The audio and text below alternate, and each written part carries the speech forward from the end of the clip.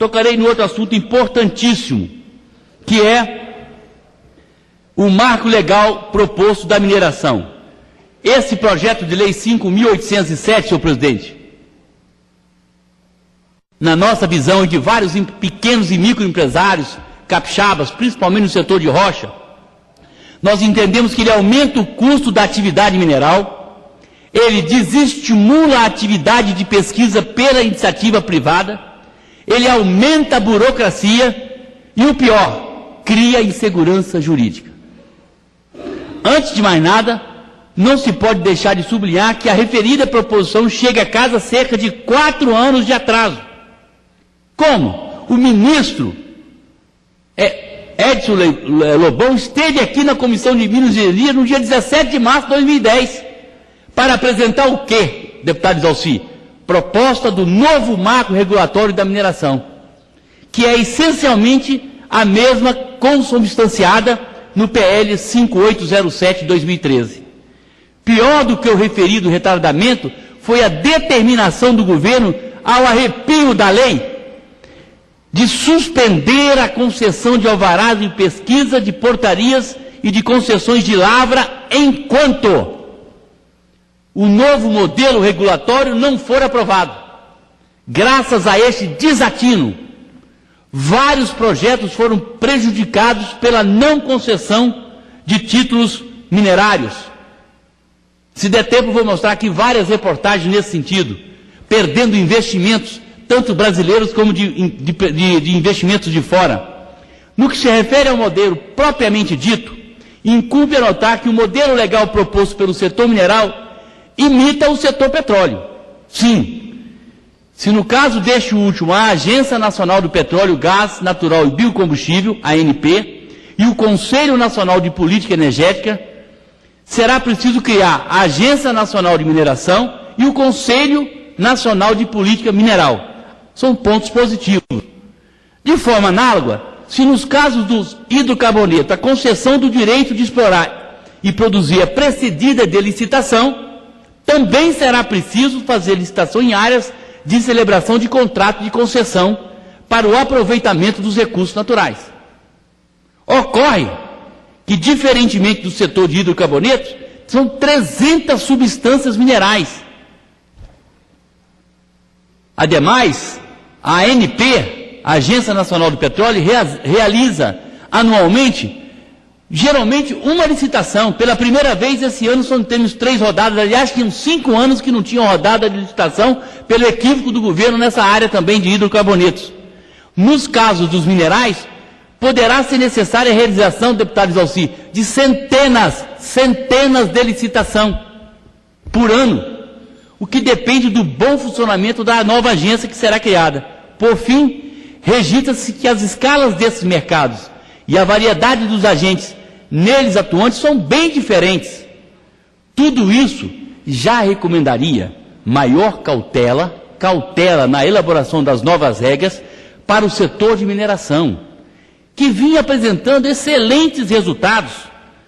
Só para dar um exemplo, vê se eu acho aqui, deputado Isalci, só oriundo do Código Mineral, na nossa balança comercial, esse setor tem uma participação espetacular.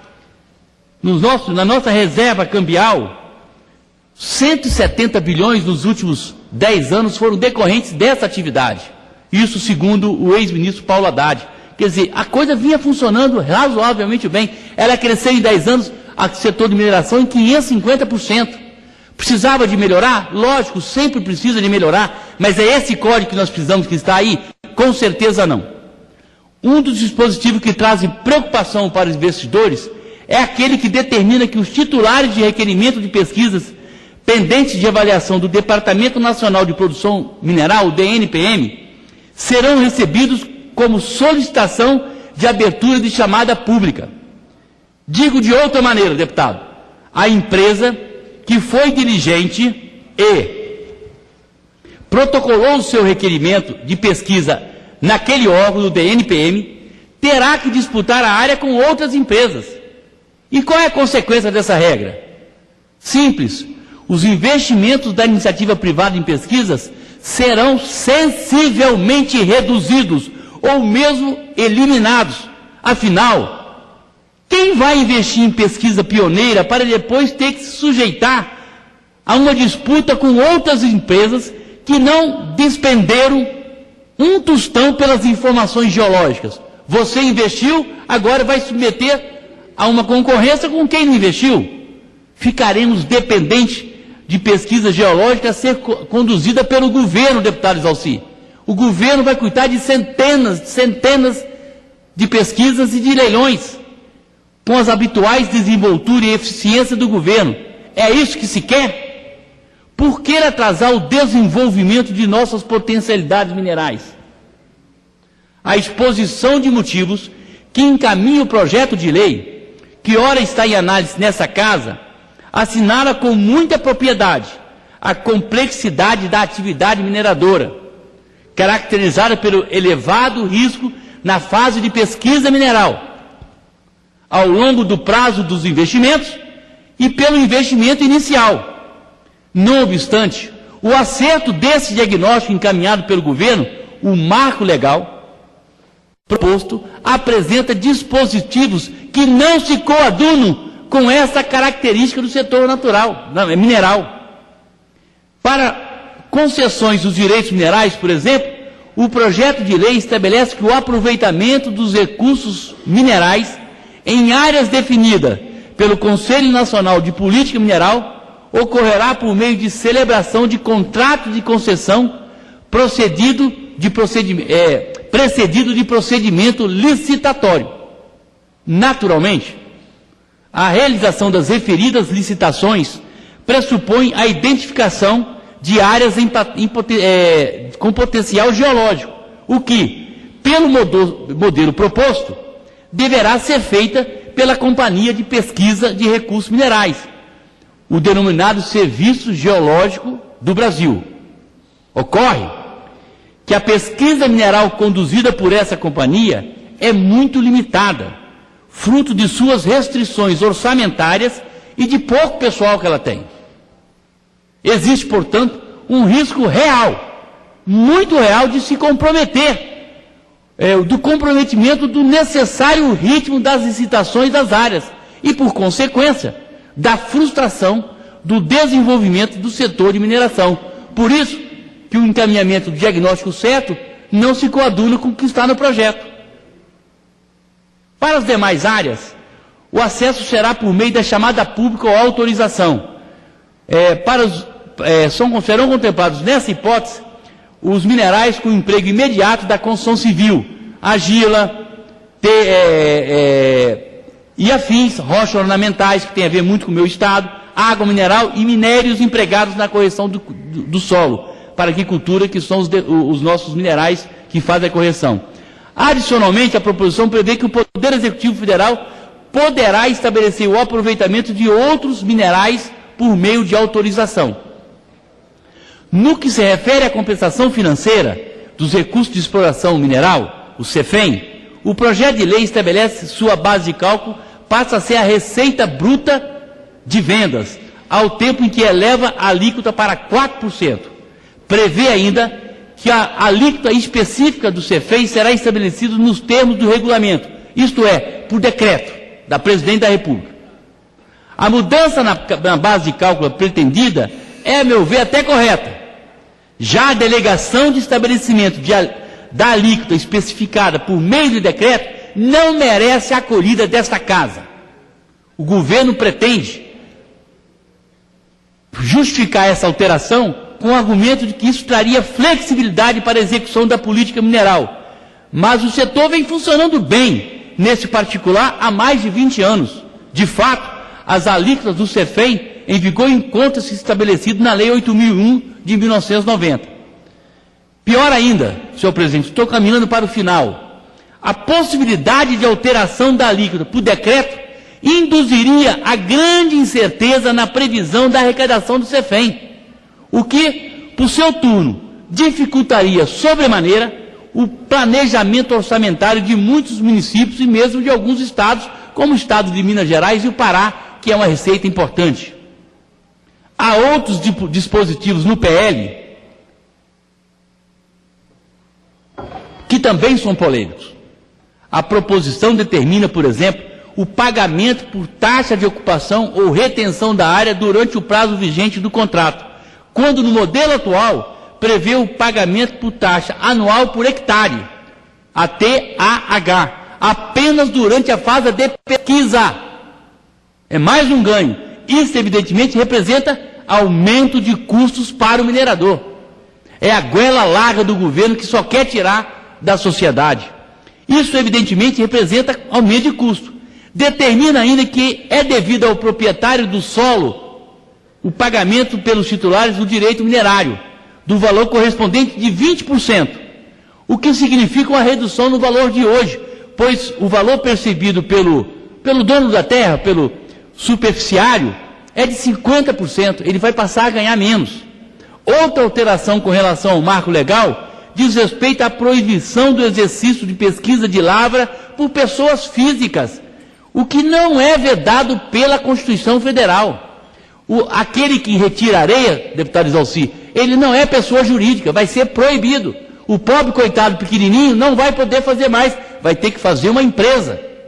É inegável também a percepção de investidores que o novo modelo legal aumenta a insegurança jurídica. Vários são os dispositivos que prestam tal interpretação. Um dos mais lembrados é o que possibilita, no ato da prorrogação do contrato de concessão, olha bem, você tem um contrato, vai prorrogar, a inclusão de novas condições e obrigações a critério do poder concedente. Isso é quase uma lei delegada, eu interfiro a hora que eu quero nessa relação contratual. Outra contempla a possibilidade de extinção de concessão na hipótese de revogação em favor do interesse nacional. E sabe o que acontece? Não está claro na lei a definição e o conceito do que é esse interesse nacional. Se você vira meu adversário político, eu posso inventar alguma coisa e lá te tomar. A exposição de motivo que encaminha o projeto de lei enfatiza que a proposição contém regras transitórias que visam resguardar as situações legalmente constituídas e assegurar que a passagem para a nova sistemática regulatória se faça sem qualquer prejuízo para os interessados. Muito bonito que está aqui, deputado Exalci. Mais uma vez, a prática não corresponde ao discurso. A título de ilustração, basta citar que o caput do artigo 45 do texto assegura a preservação das condições vigentes das concessões de lavras outorgadas no Decreto-Lei 227 de 67, denominado Código de Mineração, o que significa, entre outras coisas, um prazo indefinido para a exploração de área. Não obstante, no parágrafo 2º do referido disposto, estabelece que no caso de concessões dos títulos do direito minerário, deverá ser celebrado contrato nos termos da nova lei. Trata-se de flagrante violação do direito adquirido e do direito de propriedade protegidos na forma da Constituição. Há um conflito. Outra contribuição para encerrando. Para o aumento da insegurança jurídica, diz respeito ao artigo 58, que a lei entra em vigor na data da sua publicação, mas extingue o artigo 42, que é o Departamento Nacional de Produção Mineral, e ele fala que serão adotadas providências para a estruturação da Agência Nacional de Mineração no prazo de 180 dias. E aí a pergunta é, e o que ocorrerá? Acaba o DNPM hoje e você tem 180 dias para você fazer a agência. E aí, esteve conosco na primeira audiência o senhor Valadares, que disse, aqui na página 7, com várias mudanças do PL, isso aqui é um documento oficial do NPM, ele trará, vislumbra-se um quadro caótico. Não haverá sistemas aptos em tempo hábil. Vai virar a casa da mãe Joana, porque acaba com o DNPM e já não tem estabelecido a nova agência. Quem exercerá as funções do DNPM? Parece que ninguém pensou na transição para o modelo proposto. Francamente, senhor presidente, é muita improvisação e muito pouco planejamento. O que vemos é o modelo do setor mineral proposto pelo Executivo apresentar lacunas que remetem a definições demasiadamente importantes para o regulamento.